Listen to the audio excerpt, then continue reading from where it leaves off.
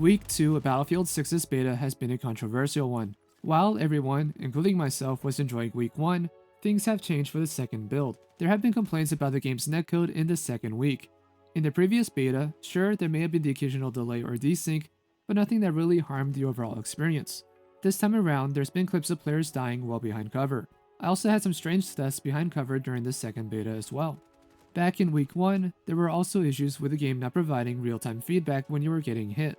This just seems to be a recurring bug with the Frostbite engine. Let's hope they can find a solution for it.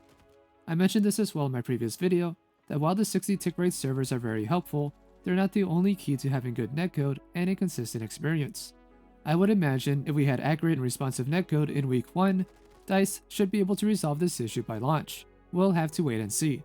I'm putting this video together while the second beta is still going on, so hopefully it'll be more consistent before the end of this week. I do have my doubts though. And if you want to keep up with Battlefield 6 and other gaming news and discussions, like this video and consider subscribing to the channel, it really helps me out. Another big reason for people being worn out with the second beta does come from the map selection. This time, we get access to the Empire State map in New York. While I personally have been enjoying this map, some players didn't give it a warm welcome. This is not because the map is bad in my opinion, but more because it's another medium-sized map with no vehicles. With EA and DICE breaking a lot of players' trust with 2042, this beta has a lot of heavy lifting to do. Not only showing that Battlefield 6 is going to provide an experience that's true to its roots, but that every aspect of the game is enjoyable.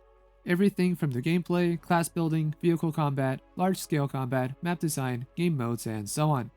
And when it comes to the second beta, we just don't have enough map variety. The only map in the beta that has large-scale combat with tanks, helis, and jets is Liberation Peak, which if you're not in a vehicle, you're either likely an engineer keeping those vehicles alive, or a sniper sitting on a pile of rocks. The Cairo map is a decent map, but has very limited routes. The Iberian offensive map has a lot of routes to work with, especially for infantry, but only has tank and transport vehicles, no jets or helis. It's also just a little too small for all-out warfare. While these smaller maps have limited verticality, there's also a number of exploits to get to the rooftops of Cairo and the Empire State map. The maps themselves may be designed to work a certain way, but there's no current boundaries or kill boxes to prevent players from escaping containment. Fortunately, these exploits, while still annoying, aren't game-breaking at the moment. It's probably just oversight, and these issues can be resolved over time.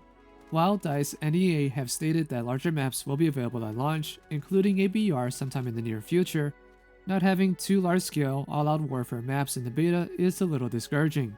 It's funny how in Battlefield 2042, the big problem with the launch maps was how empty they were, and now in Battlefield 6 beta, we have the opposite problem, where the maps are very condensed and cluttered.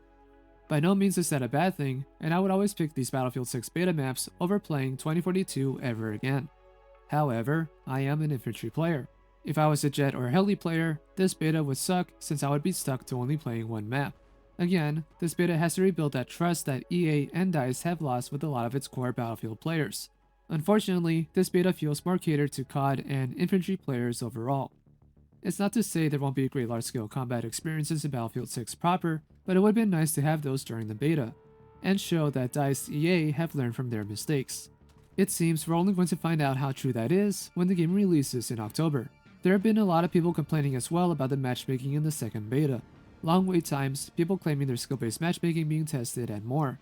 From official channels, Battlefield has acknowledged some issues with wait times, but nothing else about any kind of matchmaking rework or test. Of course, there's always that possibility that they're testing SBMM and not saying anything, but I'm not sure. Some of my matches have been harder, but that's also due to people getting used to the game, knowing the maps, and being overall better than what they were on day 1. As for wait times, we'll have to see if that improves as Battlefield sorts out those issues. I myself haven't really been running into that issue even on the closed class playlist, but I'm not using the search options, which is where a few of these complaints are coming from. The fan favorite game mode, Rush, has also been horrendously cut down from what it's known to be. First off, the game mode is restricted to 12v12, which is not at all the typical Rush or Battlefield experience. Along with a low player count, there's also less tickets, meaning matches will end quickly. The objective MCOM placements are also not in the best spots. These issues wouldn't be the hardest thing to fix and experiment with. And going back to my previous point, it's also not doing anything to win back the Battlefield community. I know these betas also act as a free demo to what the full game will have at launch. From the outside looking in, it can look like we're asking a lot from this beta, which I can agree with. But also, did you play Battlefield 2042? We kinda want to see as many of these problems we may have with the game be squashed before launch. Not having what I would call a convincing large-scale map, paired with multiple medium-sized maps that are catered to infantry, and then cutting down the rush game mode as much as they did, still shows that EA and DICE are trying to show a side of their game that's more frantic and fast-paced. And make no mistake, I'm still enjoying Battlefield 6 a lot. It's a massive improvement from the very low bar 2042 laid down. I'm just hoping the issues we're seeing are resolved properly, instead of relying on the community to put together a more traditional Battlefield experience through the game's portal mode. Have you noticed, more recent PvP games have been adding bots to replace players? Well, you're not alone. I go over that in more detail in this video. Thank you for getting this far. Please like, comment, and subscribe to help out the channel. And until then, I am Mr. Rain, and I'll see you next time.